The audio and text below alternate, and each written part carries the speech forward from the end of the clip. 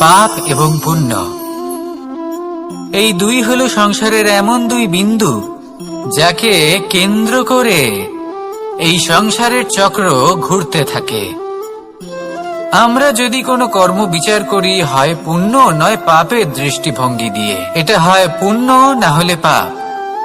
কিন্তু এই পাপ এবং পুণ্য এই দুই নির্ভর করে প্রত্যেক মানুষের ওপর, তার চিন্তাধারা, তার পরিস্থিতির ওপর। ধরুন এমন একজন মানুষ যিনি অনেক দিন ধরে বনে পথ হারিয়েছেন, অনেক দিন হয়তো উনি কোনো খাবার খাননি। এবার এমন পরিস্থিতি চলে এসছে যে এবার যদি উনি খাবার না খান তাহলে হয়তো জীবিতই থাকবেন না। আর এমন অবস্থায় ওনার সামনে যদি কোনো প্রাণী আসে তাহলে তাকে শিকার করা, এটা কিন্তু তার কাছে পাপ নয়, এটা তো জীবিত থাকার একমাত্র উপায়। এটা তার কাছে পুণ্য সম।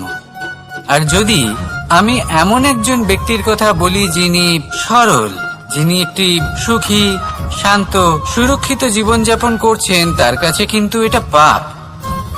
এইরকমই এই সংসারে ভিন্ন ভিন্ন পরিভাষা আছে পাপ এবং পুণ্যের।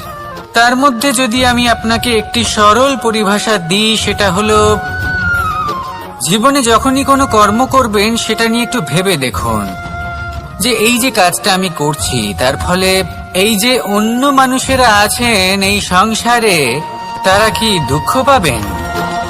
যদি তারা দুঃখ পান তাহলে সেটা পাপ। যদি আপনি এমন কোনো কর্ম করেন যার ফলে অন্যরা প্রসন্নতা লাভ করেন, তাদের মুখে হাসি ফুটে ওঠে, যদি তারা প্রেরিত হন, জীবনে সামনে এগোতে পারেন, তাদের বিকাশ হয়, তাহলে এটা হলো পুণ্য।